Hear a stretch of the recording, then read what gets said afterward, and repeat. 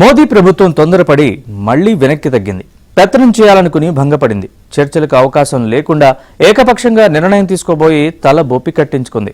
చండీగఢ్ విషయంలో ఏదో చేయబోయి చివరకు ఇప్పుడు కాదులే అంటూ సర్దుకుంది. వివాదాస్పద బిల్లు పరిశీలన దశలోనే ఉంది అని అంటూ తప్పించుకునే ప్రయత్నం చేసినప్పటికీ పంజాబ్ ప్రజల వ్యతిరేకతను మాత్రం మూటగట్టుకుందనే చెప్పాలి.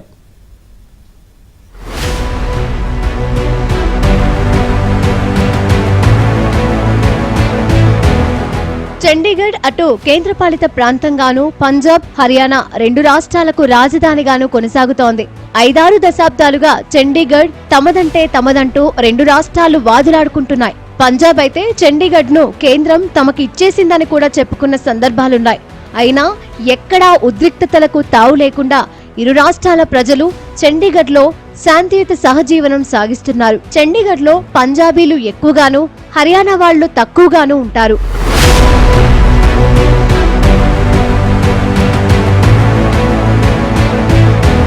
1966లో పంజాబ్ నుంచి హర్యానా విడిపోయిన తర్వాత చండీగఢ్ ను కేంద్రపాలిత ప్రాంతంగా ప్రకటించారు. పంజాబ్, హర్యానాకు అప్పటి నుంచి చండీగఢ్ ఉమ్మడి రాజధానిగా కొనసాగుతోంది. చండీగఢ్ ను ఓ అడ్మినిస్ట్రేటర్ పాలిస్తున్నారు. ప్రస్తుతం పంజాబ్ గవర్నర్ చండీగఢ్ అడ్మినిస్ట్రేటర్ గా ఉన్నారు. చండీగఢ్ పంజాబ్దేనని పలు రాజకీయ పార్టీలు డిమాండ్ చేస్తున్నాయి. హర్యానాకు ప్రత్యేక రాజధాని ఏర్పాటు చేయాలని కోరుతున్నాయి. కేంద్రపాలిత ప్రాంతాలకు వర్తించే ఆదేశాలు, చట్టాలను నేరుగా చేసే అధికారాలను రాష్ట్రపతికి కల్పించిన రాజ్యాంగ అధికరణం 240 పరిధిలోకి చండీగఢ్ ను కూడా తీసుకురావాలని ఇటీవలే కేంద్రం ప్రతిపాదించింది. దేనికి గాను రాజ్యాంగ అధికరణ 131ని సవరిస్తూ బిల్లు తీసుకొచ్చే ప్రయత్నం చేసింది. త్వరలో జరగనున్న శీతాకాల సమావేశాల్లోనే ఈ బిల్లు పార్లమెంటు ముందుకు రానుందని వార్తలొచ్చాయి. చట్టసభలు లేని కేంద్రపాలిత ప్రాంతాలైన అండమాన్ నికోబార్ దీవులు, దాద్రా నగర్ హవేలీ, దమన్ దీవ్ ప్రస్తుతం అధికరణం 240 పరిధిలో ఉన్నాయి. అధికరణ 240 పరిధిలోకి చండీగఢ్ చేరితే రాష్ట్రపతికి అధికారాలు వెళ్తాయని పంజాబ్లోని పార్టీలు తీవ్ర స్థాయిలో వ్యతిరేకించాయి.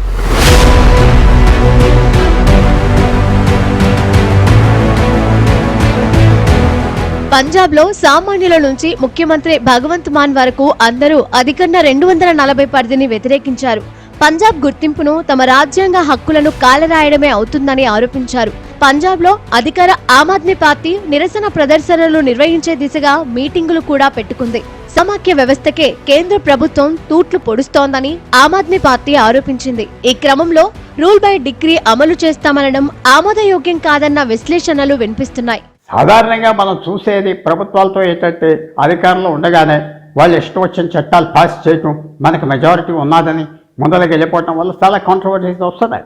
ఇప్పుడు ఉన్న నరేంద్ర మోడీ ప్రభుత్వమే కాదు, వ్యవసాయ బిల్స్ అని లేకపోతే చండీగఢ్ అని వేరే వేరే బిల్స్ తేవటం, ముందలకి కాంట్రవర్సీలు రావటం, వెళ్ళిపోవటం, అది ఇందిరాగాంధీ సమయంలో జరిగింది, రాజీవ్ గాంధీ సమయంలో కూడా జరిగింది. చాలా సార్లు ముందలు తీసుకొచ్చేవారు చట్టాన్ని, తర్వాత అల్లరి గొడవలు చూసి తగ్గిపోయేవారు. కానీ అది అవసరమా? ఇలాగ డిస్కషన్ లేకుండా అంతా రాష్ట్రపతికి అప్పచెప్పేసి రూల్ బై డిగ్రీ అంటే అసలు డిస్కషన్ లేకుండా చేసేది మంచి పరిస్థితి కాదు డెమోక్రసీలో. ముఖ్యంగా డిస్కషన్ చేసి ప్రతి చట్ట ఇంట్రడ్యూస్ చేయబోతున్నాం, మీకు అబ్జెక్షన్స్ మేము కన్సిడర్ చేస్తాం, ఉన్న కొత్త చట్టాలు తీసుకొచ్చేది చాలా వరకు మీకు కావాల్సినవి మీ జాగ్రత్తలు ఏమైనా చేస్తామంటే తగు ఉండదు.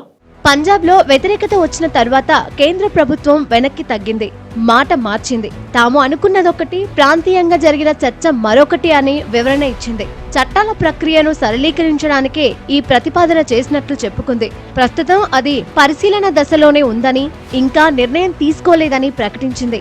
పైగా పార్లమెంట్ శీతాకాల సమావేశంలో బిల్లు ప్రవేశపెట్టే ప్రతిపాదన లేదని కూడా కుండబద్దలు కొట్టింది. దీంతో సరైన హోంవర్క్ లేకుండా కేంద్రం రెచ్చిపోయే ప్రయత్నం చేసిందన్న ఆరోపణలు వచ్చాయి. పంజాబ్కి ఎప్పటి నుంచో ఎక్కువ క్లెయిమ్ ఉండేది, జనాభా ఎక్కువ, అక్కడ వాళ్ళు మన మాకు సంబంధం ఉన్న వాళ్ళు ఇవన్నీ ఉన్నాయి. అందువల్ల ఇప్పుడు ఎలాగొచ్చిందంటే పంజాబ్ ప్రత్యేకంగా చండీగఢ్ మీద ఫుల్ కంట్రోల్ లేకపోయినా వాళ్ళకి బాగా సర్వ్ చేస్తుంది, వాళ్ళకి దగ్గరగా ఉన్న సిటీ, అది వాళ్ళ ఆలోచన.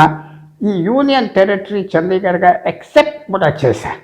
కానీ సెంట్రల్ గవర్నమెంట్ ఐడియా ఏమొచ్చుంటుందంటే ఇప్పుడు దీని పవర్స్ ఎక్కువ చేద్దాం, తక్కువ చేద్దాం, లేదో ఎక్స్పెరిమెంట్ చేద్దామని వచ్చినప్పటికీ తీవ్రమైన ఒపోజిషన్ చండీగఢ్లో వచ్చింది. పంజాబ్లో వచ్చింది ఏమనంటే ఇది అనవసరంగా తగు మళ్ళీ లేపుతున్నారు, అనవసరంగా పెద్ద తగు మళ్ళీ ముందర తీసుకొస్తున్నారు.